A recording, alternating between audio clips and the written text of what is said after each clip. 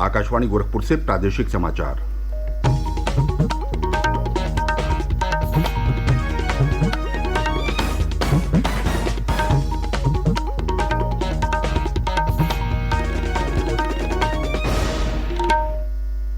नमस्कार, समाचार बुलेटिन के साथ मैं प्रमोद कुमार सिंह। पहले मुख्य समाचार। प्रदेश विधानमंडल का मानसून सत्र आज से शुरू हो रहा है।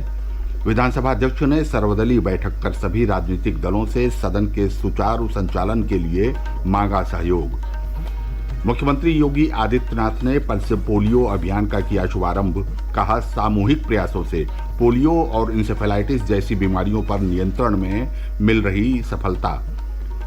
धर्मगुरु मौलाना अरशद मदनी ने कहा, मदरसों का सर्वेक्षण कराना सरकार का अधिकार। मदरसा संचालकों को सर्वेक्षण से घबराने की जरूरत नहीं। और प्रदेश में अत्यधिक वर्षा से नदियों का जलस्तर बढ़ा।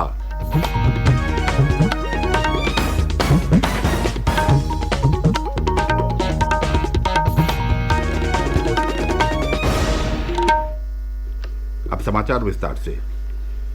प्रदेश विधानमंडल का मानसून सत्र आज से शुरू हो रहा है। सत्र के पहले दिन दिवंगत विधायक अरविंद गिरी को श्रद्धांजलि दी जाएगी। कल औपचारिक कार्यों के साथ साथ अध्यादेशों, अधिसूचनाओं और नियमों को सदन के पटल पर रखा जाएगा। पहली बार विधानसभा में एक दिन का सत्र विशेष तौर पर महिला विधायकों के लिए आरक्षित रखा गया है। विधानसभा अध्यक्ष सतीश महाना ने कहा कि 22 सितंबर को प्रश्नकाल के बाद पूरा दिन महिला जनप्रतिनिधि अपने मुद्दों को सदन के समक्ष रखेंगी। उन्होंने कहा कि महिलाओं के लिए एक दिन का विशेष सत्र आरक्षित रखने का निर्णय सदन में महिलाओं को अपना पक्ष रखने के लिए पर्याप्त अवसर न मिल पाने की शिकायतों को बाद लिया गया है। उधर विधानसभा अध्यक्ष ने कल विधान भवन सभागार में सभी राजनीतिक दलों के प्रतिनिधियों के साथ बैठक कर सदन के सुचारू संचालन के लिए समर्थन मांगा। बैठक में मुख्यमंत्री योगी आदित्यनाथ भी उपस्थित रहे। नेता प्रतिपक्ष अखिलेश यादव ने विधानसभा अध्यक्ष से मुलाकात कर सदन में शांति बनाए रखने में सहयोग का आश्वासन दिया। इसके अलावा भारतीय जनता पार्टी और विपक्षी दल समाजवादी पार्टी ने भी अपने विधायकों के साथ बैठक कर मानसून सत्र के दौरान सदन में अपनी रणनीति पर मंथन किया। मानसून सत्र 23 सितंबर तक जारी रहेगा। मुख्यमंत्री योगी आदित्यनाथ ने प्रदेश में महिलाओं के खिलाफ अपराध रोकने के निर्देश दिए हैं। राजधानी लखनऊ से कल सभी जिलों के पुलिस अधीक्षकों, आईजी रेंज और एडीजी जोन के साथ कानून व्यवस्था की स्थिति की समीक्षा करते हुए श्री योगी ने कहा कि विशेष तौर पर ग्रामीण क्षेत्रों में महिलाओं के विरुद्ध होने वाले अपराधों पर नजर रखी जाए। उन्होंने आगामी त्योहारों पर भी पुलिस को अतिरिक्त सतर्कता बरतने के निर्देश दिए। प्रदेश में कल से पल्स पोलियो अभियान की शुरुआत हो गई। मुख्यमंत्री योगी आदित्यनाथ ने लखनऊ में बच्चों को पोलियो रोधी खुराक पिलाकर अभियान का शुभारंभ किया। इस अवसर पर उन्होंने कहा कि ये हम सबकी जिम्मेदारी है कि कोई भी बच्चा पोलियो रोधी दवा पीने से न छूटे। उन्होंने कहा कि समाज के हर तबके को इस अभियान से जोड़ना होगा। पोलियो का जो अभियान है, 1 से 5 वर्ष तक के प्रत्येक बच्चे को जिसने अब तक पोलियो ड्रॉप नहीं ली है, उस बच्चे को ये देना। इसके लिए प्रदेश भर में बूथ स्थापित किए गए। 77,000 बूथ पहले दिन और सेकंड चरण में 33,000 मोबाइल जो वैन होगी वह घर घर जाकर के उन बच्चों को पोलियो ड्रॉप पिलाने का कार्य करेगी, जिससे इस संक्रामक बीमारी से हर एक बच्चे को हम बचाने में सफल होंगे। जब तक दुनिया से इस बीमारी का अंत नहीं होता है, तब तक हमें अवेयरनेस के इस कार्यक्रम के साथ जोड़ना ही पड़ेगा, क्योंकि यही हमारे मासूम बच्चे के लिए उपयुक्त होगा और यही राष्ट्रीय फैमिली स्वास्थ्य सर्वे की दृष्टि से भी अत्यंत अच्छा होगा। मुख्यमंत्री ने यह भी कहा कि पिछले 5 वर्षों में प्रदेश ने राष्ट्रीय परिवार स्वास्थ्य सर्वेक्षण में अच्छा प्रदर्शन किया है। उन्होंने कहा कि मातृ और शिशु मृत्यु दर में लगातार कमी आ रही है और प्रदेश इस दिशा में तेजी से राष्ट्रीय औसत के निकट पहुंच रहा है। उन्होंने कहा कि गर्भवती महिलाओं और किशोरियों में खून की कमी यानी एनीमिया को नियंत्रित करने में भी सफलता मिली है। मुख्यमंत्री ने कहा कि बरसात के मौसम में पूर्वी उत्तर प्रदेश में इंसेफेलाइटिस का भय बना रहता था। उन्होंने कहा कि सामूहिक प्रयासों और अंतर्विभागीय समन्वय से इस बीमारी पर नियंत्रण प्राप्त करने में सफलता मिली है। श्री योगी ने कहा कि इस मौसम में अभी तक इंसेफेलाइटिस से एक भी मौत नहीं हुई है। मुख्यमंत्री योगी आदित्यनाथ ने कहा है कि प्रदेश सरकार पुलिस बल के आधुनिकीकरण के लिए लगातार कार्य कर रही है। उन्होंने कल लखनऊ से पुलिस आधुनिकीकरण योजना के अंतर्गत 56 जनपदों के लिए मॉडर्न प्रिजन वैन को हरी झंडी दिखाकर रवाना किया। इस अवसर पर श्री योगी ने कहा कि पिछले 5 वर्षों में सबसे अधिक आबादी वाले राज्य उत्तर प्रदेश में बेहतर कानून व्यवस्था की स्थिति के लिए पुलिस आधुनिकीकरण की योजना को लागू किया गया। उन्होंने कहा कि इसके तहत पुलिसकर्मियों के लिए अच्छे आवास, हर रेंज में साइबर थाने और जोन स्तर पर FASL लैब की स्थापना की गई। मुख्यमंत्री ने कहा कि आज जिस मॉडर्न प्रिजन वैन को शुरू किया जा रहा है वो भी इसी आधुनिकीकरण का हिस्सा है। प्रादेशिक समाचार आप आकाशवाणी गोरखपुर से सुन रहे हैं। ये समाचार बुलेटिन हमारे YouTube channel AIR news Gorakhpur और ट्विटर हैंडल AIR News_GKP पर भी उपलब्ध है।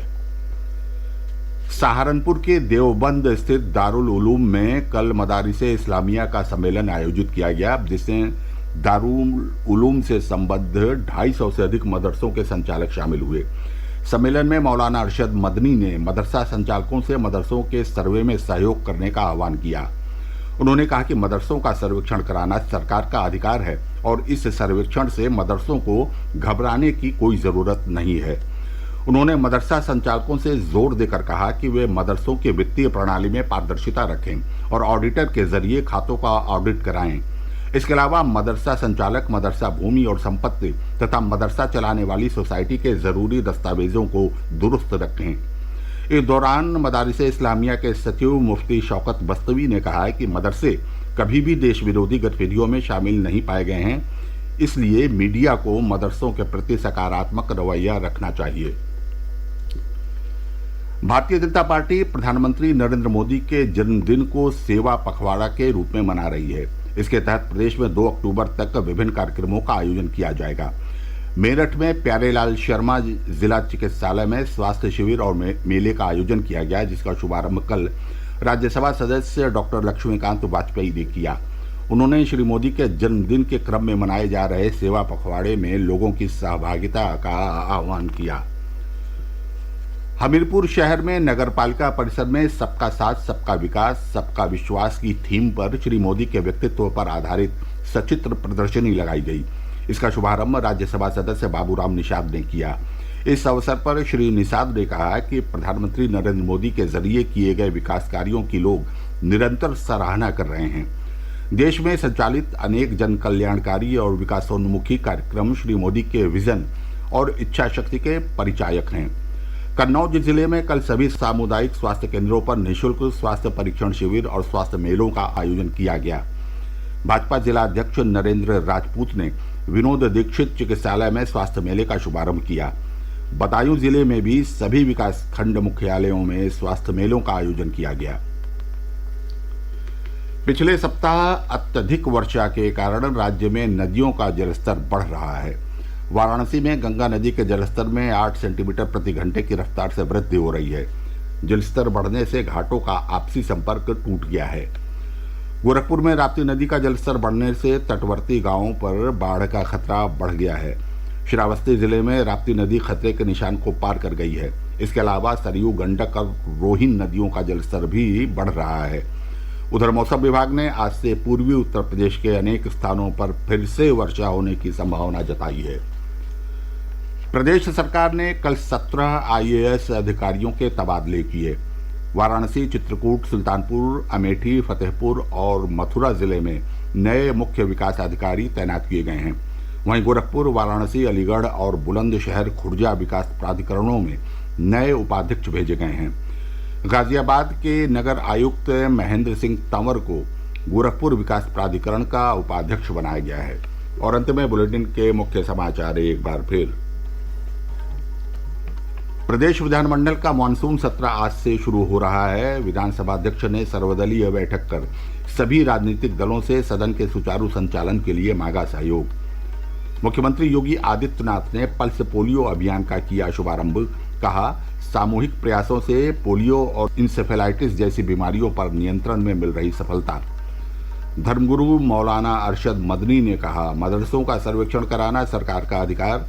मदरसा संचालकों को सर्वेक्षण से घबराने की जरूरत नहीं। और प्रदेश में अत्यधिक वर्षा से नदियों का जलस्तर बढ़ा। इसके साथ ही प्रादेशिक समाचारों का ये बुलेटिन समाप्त हुआ। नमस्कार।